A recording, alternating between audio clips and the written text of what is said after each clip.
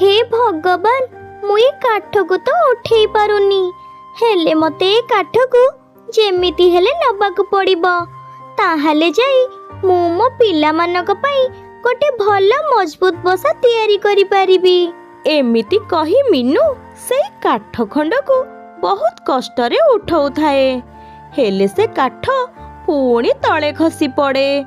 एतिकी बेले मिटुसुआ सेई बाट दे जाउथाए। मीनू चढ़ई को देखी मिटुसुआ अटकी जाए। आलो चढ़ई ए काठ तो बहुत भारी तू जदी कहिबो ताहाले काठ उठेइबारे तते मु सहाय्य करिबी। हाँ मिटु भौणी मते सहाय्य कर मु केते बेलु ए काठ उठेइबा को चेष्टा करूचे जे हेले उठेई पारुनी ए काठटा बहुत भारी। मिटुसुआ और चढ़ई काठटी को उठांती। मीनू चढ़ई काठ को नहीं पड़े जाए। हेडी काळो देख से चढ़ई को बड़ काठ नै की गलानी से काली भी सुखिला घास नै जमा करिछि लागुछि से एथरा निज पई मजबूत बसा तैयारी करिवो। आलो गोरी ए सबु चढ़ईर स्वप्न लो आउ ए स्वप्न केबे भी सत हबनी लो गोरी। मु एबे जाउची ताठू बड़ काठ आउ सुखिला घास नेकी आसीबी। हेडी काळो मो सुंदर स्वामी सब करि परिबे जोटा को पखी भी करि परिबेनी। कालू जेते बेले किछि भूल काम करिबा को कुहे गोरी सबु बेले तार तारीफ करे। मम्मा तमे थकी जाइछ टिके आराम करो। हाँ लो मो झियो मु थकी तो जाइछि हेले एबे आराम करि परिबिनी। प्रथमे मते मजबूत करी गोटे भल बसा तैयारी करिबार अछि। माँ चढ़ई पिलांक सह कथा होउथाए आउ कालू काऊ सेठा को पळेई आसे। मीनू ए काठ आउ सुखिला घास सब मते दे मोर ए सब निहाती दरकार। कालू भाई ए सबु मु तुमको देई परिबिनी मु ए सबु रे मो पिला मानक पई बसा तैयारी करिबी। हेटी मीनू भलरे दबुनी जदी मु तो ठारू ए सब छड़ेई नै जिबी। कालू काऊ चढ़ई ठारू काठ आउ सुखिला घास छड़ेइबा को जाउथाए कि सेतिकी बेले सेई जंगल रो बड़ चिल पळेई आसे। ए कालू जल्दी पळा एठू मु थाउ थाउ को दुर्बल पक्षी ऊपर अत्याचार हबाको देबिनी। चिल्ल दीदी आम भीतर को आसनी कहि दउची जे एइटा चढ़ई आ मो भीतरर मामला जाओ एठू पळेई जाओ। ए कालू मु कहूची जल्दी जा एठू आउ बेसी के हबो तो थंट को मारी फटेई देबी। एथर कालू काऊ चिल्ल को भय करे आउ डरी के पळेई जाए। चिल्ल दीदी तुमको बहुत बहुत धन्यवाद तमे जदी आज ठीक समय रे आसी न तांता ताहाले से कालू काऊ सबु नेई जाई थांता। तापरे चढ़ई बसा तैयारी करिबारे लागि जाए आउ किछि समय पर मीनू निज पिलांक पई बसाटिए तैयारी करि दिए। हेटी कालू आमे सब बेले से छोट चढ़ईटा हारुचे जे हेटी कहि दउची कालू मु ए सब आ देखि परिबिनी। आलो गोरी मु तो काठ आउ घास छड़ेइबा को जाउथिली हेले ठीक समय से चिल्ल आसी सब बिगाड़ी देला। एमिति किछि दिन बीती जाए। थरे राति रे जोरे वर्षा हबा को लागे। मीनू चढ़ई बसा तो तैयारी करिथिला हेले से बसा एते भी मजबूत नथिला आउ अधिक वर्षा हबारु चढ़ईर बसा भांगी गला। मिक्की आउ चिकू डरी जांती आउ कांदंती। मम्मा हमरा कोन अलगा बसा अछि आमे जोडी केछि रातिटा बितेई परिबा। नाई पिला माने ए जंगल रे हमर किछि भी पुराना बसा नाही आउ केही भी जणासुणा पक्षी नाहांती जे से हमकु तांको घरे आश्रय देबे। मम्मा ताहले कोन आमे राति सारा एठी ओदा होतिबा। तमे भाई भौणी दुई जण एठी थिबो मु जाउची ओस्त गछ पाखरु किछि पत्र नेई आसीबी आउ से पत्र को जोड़ी गोटे बसा करिबी। आज रातिटा आमे ओस्त पत्र रे ही काटी दबा। मामा चढ़ई पिला दुई जन को गछ डाल रे एकुटिया छाड़ी दे ओस्त गछ पाख को जाए। ओस्त गछटी बहुत पुराना। मामा चढ़ई ଓସ୍ତ ଗଛ ପାଖକୁ ଯାଇ ଦେଖେ ତ ସେଇ ଗଛଟି କିଛି ଅଲୌକିକ ଶକ୍ତିର ଚମକୁଥାଏ। ଆରେ ଏ କେମିତିକା ଆଲୁଅ ଏତେ ଜୋରେ ଗଛରେ ଏମିତି ଚମକୁଛି? ଚଢ଼େଇ, ତୁ ଏତେ ଡରୁଛୁ କଣ ପାଇଁ? ଏ ଚମକୁଥିବା ଆଲୁଅ କେବଳ ତୋରି ପାଇଁ। ଏ ଆଲୁଅ ତତେ ଏମିତି ଗୋଟିଏ ବସା ଦବ ଯେ ସେ ବସା କେବେ ବି ଭାଙ୍ଗିବନି, ଏମିତିକି ଗଛରୁ ତଳେ ପଡ଼ିଲେ ବି ଭାଙ୍ଗିବନି। ତାପରେ ଓସ୍ତ ଗଛ ଚଢ଼େଇକୁ ଗୋଟେ ସୁନାର ବସା ଦିଏ, ଯାହାକୁ ଦେଖି ଚଢ଼େଇ ଆହୁରି ଚିନ୍ତାରେ ପଡ଼ିଯାଏ। ଆରେ ଇଏ ତ ସୁନାର ବସା।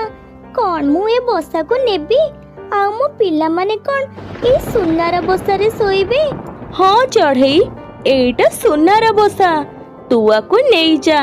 ହେଲେ ମୋ ପାଖରେ ଏଇ ଗୋଟିଏ ସୁନାର ବସା ଥିଲା, ଯୋଉଟା କି ମୁଁ ତତେ ଦେଲି।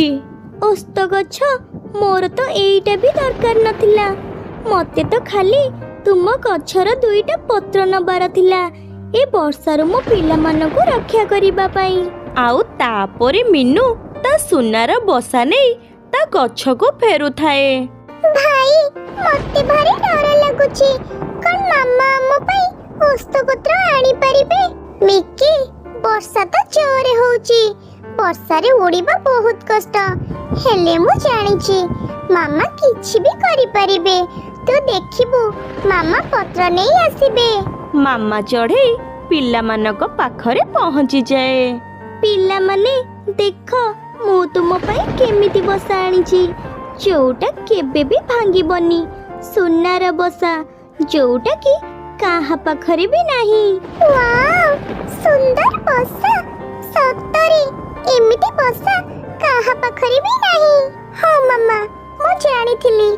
ମାମା, ମୁଁ ମିକିକୁ କହୁଥିଲି ଆମ ମାମା କିଛି ବି କରିପାରନ୍ତି। ତାପରେ ଦୁଇ ଛୁଆ ସୁନାର ବସା ଉପରେ ବସି ପଡ଼ନ୍ତି ଆଉ ଆରାମରେ ରାତି କଟାନ୍ତି। ସକାଳ ହେଇଯାଏ ଆଉ ବର୍ଷା ବି ଛାଡ଼ି ଯାଇଥାଏ। ଆଲୋ ଚଢ଼େଇ, ତୋ ବସା ତ ସୁନାର। ତୁ ଏ ବସା କୋଉଠୁ ଆଣିଲୁ? ତୋର ଏ ବସା ସବୁଠୁ ଅଲଗା ଆଉ ଦାମିକା ବି। ହଁ ଝୁନୁ ଦିଦି, ମତେ ଏଇ ସୁନାର ବସା ଓସ୍ତ ଗଛ ଦେଇଛନ୍ତି। ଯେତେବେଳେ ବର୍ଷାରେ ମୋ ବସା ଭାଙ୍ଗିଗଲା ଆଉ ମୁଁ ଓସ୍ତ ଗଛ ପାଖକୁ ପତ୍ର ଆଣିବାକୁ ଯାଇଥିଲି, ସେତେବେଳେ ଓସ୍ତ ଗଛ ମତେ ଏଇ ସୁନାର ବସା ଦେଇଥିଲେ। ସୁନାର ବସା କଥା କଳା କାଉମାନଙ୍କ ପାଖରେ ପହଞ୍ଚିଯାଏ। ମିନୁ ଚଢ଼େଇ ପାଖରେ ସୁନାର ବସା ଥିବ ଆଉ କାଉମାନେ ଚୁପ୍ ହେଇ ବସିବେ, ଏକଥା କେବେ ବି ହେଇପାରିବନି। ମୁଁ ନିଆଁ ଲଗେଇଦେବି, ସମସ୍ତଙ୍କୁ ମାରିଦେବି, କାହାକୁ ବି ଛାଡ଼ିବିନି।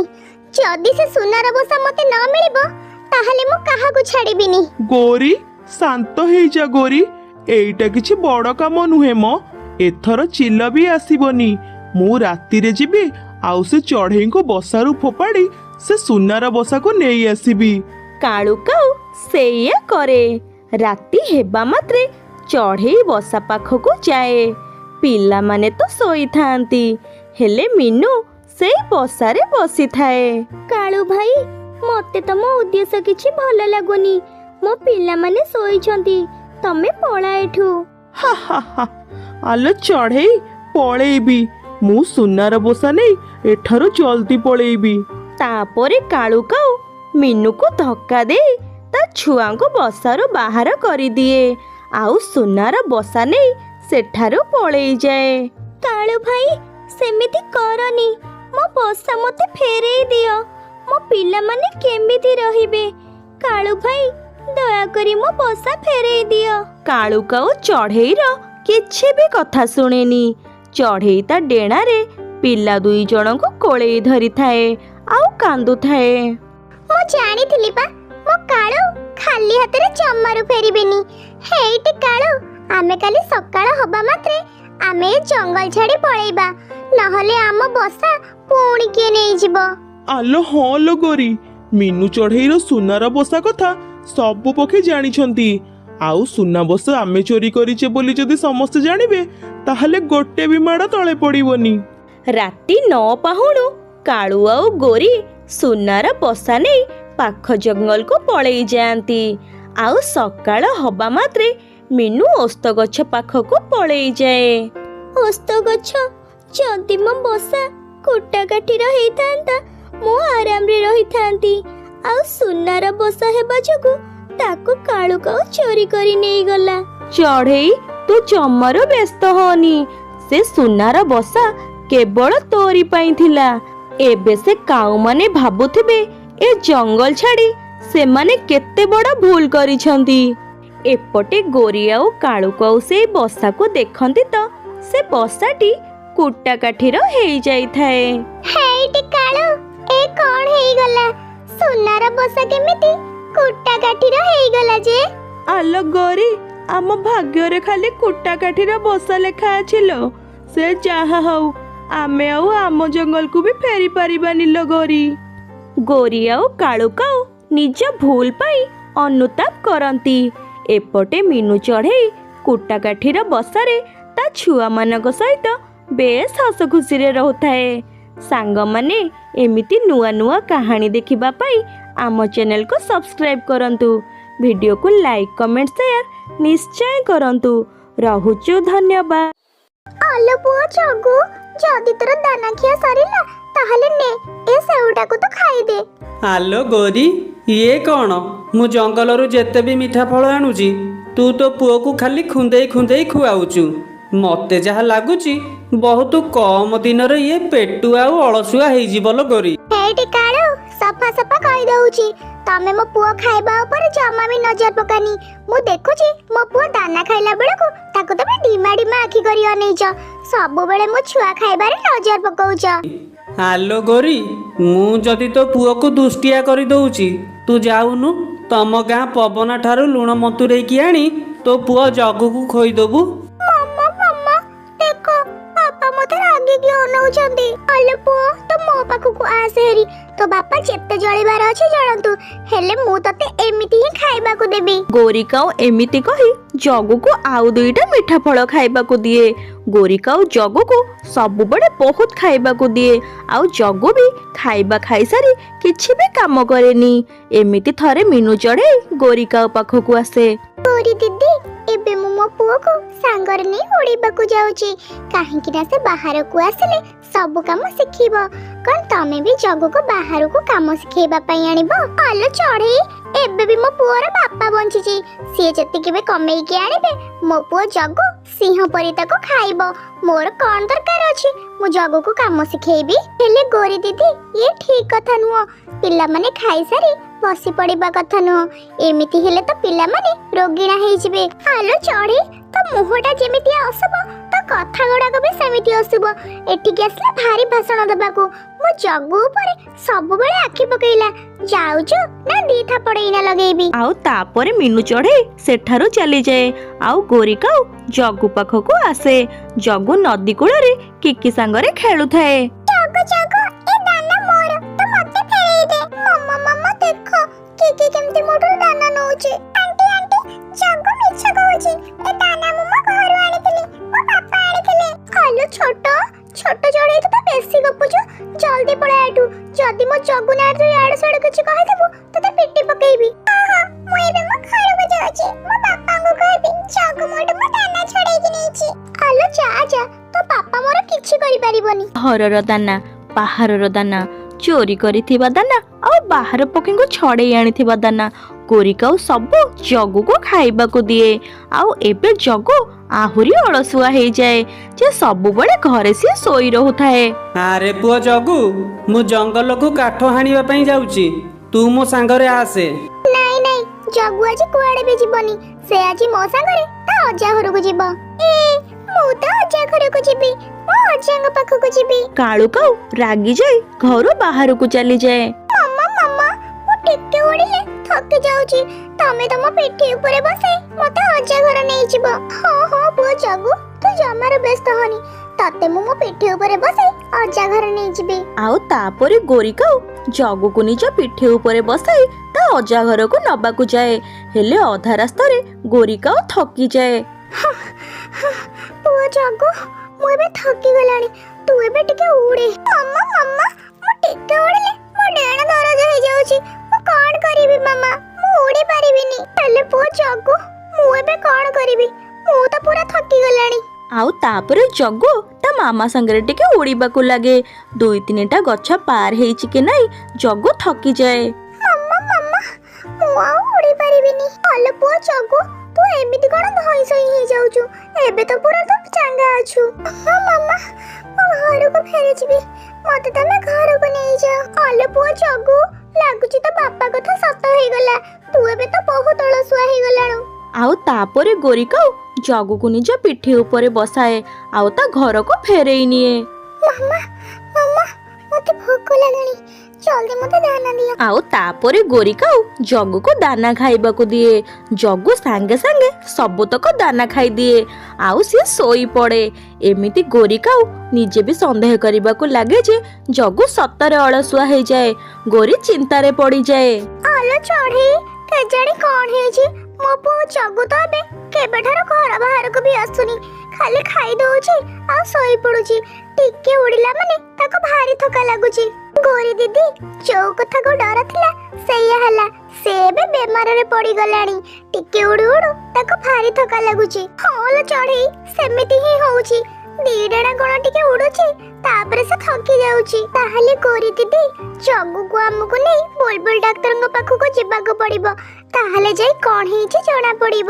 ଆଲୋ ଚଢ଼େଇ, ତୁ ଯା ବୁଲବୁଲ ଡାକ୍ତରାଣୀକୁ ଆମ ଘରକୁ ନେଇ ଆସିବୁ।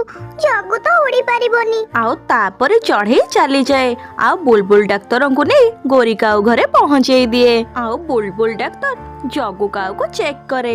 ଗୋରି, ଇଏ ବହୁତ ଖାଇ ଖାଇ ମୋଟା ହେଇଗଲାଣି ଆଉ ତା ଓଜନ ବି ବଢିଗଲାଣି। ଡେଣା ଦୁର୍ବଳ ହେଇଗଲାଣି। ଯଦି ଏ ସବୁଦିନ ଏକ୍ସରସାଇଜ ନ କରିବ ତାହେଲେ ଇଏ ତା ଉଡ଼ିବା ବି ଭୁଲିଯିବ। ବୁଲବୁଲ ଡାକ୍ତରଙ୍କ କଥା ଶୁଣି ଗୋରିକାଉ ଡରିଯାଏ। ତାହେଲେ ବୁଲବୁଲ ଡାକ୍ତର, ମୁଁ ଏବେ କଣ କରିବି? କିଛି ନାହିଁ ଗୋରି, ତାକୁ ଖାଇବା କମ୍ ଦିଅ ଆଉ ତମ ସାଙ୍ଗରେ ତାକୁ ବାହାରକୁ ନେଇ ବୁଲାବୁଲି କରିବାକୁ ଦିଅ, କାମ କରିବାକୁ ଦିଅ। ତାହେଲେ ଯାଇ ସେ ଧୀରେ ଧୀରେ ସୁସ୍ଥ ହେଇଯିବ। ଏମିତି କହି ବୁଲବୁଲ ଡାକ୍ତର ସେଠାରୁ ଚାଲିଯାଆନ୍ତି। ମାମା ମାମା, ମତେ ଦାନା ଦିଅ, ମୁଁ ଖାଇବି। ମତେ ଭାରି ଜୋରେ ଭୋକ ଲାଗୁଛି ମାମା। ଆଲୋ ପୁଅ ଜଗୁ, ଏବେ ତ ଟିକେ ପୂର୍ବରୁ ତ ଦାନା ଖାଇଥିଲୁ। ଖରାପ ଖରାପ ମାମା ତମେ। ଗୋରି ଦିଦି, ତମେ ଏବେ ଶୁଣିଲେ ତ? ତମେ ତମ ନିଜ ପକ୍ଷୀରେ ତମ ପୁଅ ଜଗୁକୁ ଅଳସୁଆ କରିଦେଇଛ।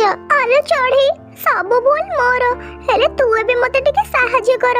କେମିତି କଣ କରି ମୋ ପୁଅକୁ ତ ଠିକ କରିଦେ। ଆଉ ତା ପରଦିନ ସକାଳେ ମିନୁ ଚଢ଼େଇ ତା ପୁଅ କୁକୁକୁ ସାଙ୍ଗରେ ନେଇ ଜଗୁ କାଉ ଘରକୁ ଚାଲି ଆସେ। ଜଗୁ ଯା, ତୋ ସାଙ୍ଗ କୁକୁ ସାଙ୍ଗରେ ଯାଇ ବଲ୍ ଖେଳିବୁ। ମୁଁ ଖେଳିବିନି, ମତେ ଖେଳିବାକୁ ଭଲ ଲାଗୁନି।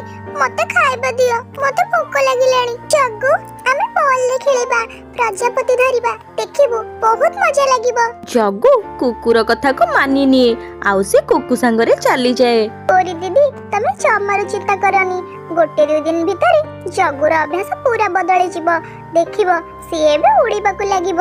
ଆଉ ଏପଟେ ନଦୀ କୂଳରେ ଜଗୁ କୁକୁ ପାଖକୁ ବଲ ପକାଏ ଆଉ କୁକୁ ଜଗୁ ପାଖକୁ ବଲ ପକାଏ। କୁକୁ, ମୁଁ ଆଉ ଖେଳି ପାରିବିନି। ମତେ ଭାରି ଥକା ଲାଗିଲାଣି। ଠିକ ଅଛି ଜଗୁ, ଚାଲ ଆମେ ଏବେ ଝରଣା ପାଖକୁ ଯିବା, ସେଠି ପ୍ରଜାପତି ଦେଖିବା। ଆଉ ତାପରେ ଜଗୁ ଆଉ କୁକୁ ଝରଣା ପାଖକୁ ଚାଲି ଯାଆନ୍ତି। ଝରଣା ପାଖକୁ ଯିବା ବାଟରେ ଜଗୁ 2-3 ଥର ରାସ୍ତାରେ ବସି ପଡ଼େ। ଏମିତି ଦିନ ପରେ ଦିନ ବିତିବାକୁ ଲାଗେ ଆଉ କୁକୁ ଜଗୁକୁ ସବୁବେଳେ ଉଡ଼ିବାକୁ ନିଏ। ଆଗଠାରୁ ଏବେ ଜଗୁ ବହୁତ ଆକ୍ଟିଭ ଥାଏ ଆଉ ସିଏ ସବୁବେଳେ ଖୁସିରେ ରୁହେ। ସାଙ୍ଗ, ତତେ ବହୁତ ଧନ୍ୟବାଦ। ମୁଁ ତୋ ପାଇଁ ଏବେ ଠିକ ହେଇଗଲାଣି। ଏବେ ମୁଁ ଯେତେ ବି ଉଡ଼ିଲେ ଆଉ ଧଇଁ ସଇଁ ହଉନି। ତତେ ବହୁତ ଧନ୍ୟବାଦ। ସାଙ୍ଗ ଜଗୁ, ମୁଁ ମୋ ମାମା ସାଙ୍ଗରେ ସବୁବେଳେ ତାକୁ କାମରେ ସାହାଯ୍ୟ କରିବାକୁ ଯାଉଛି।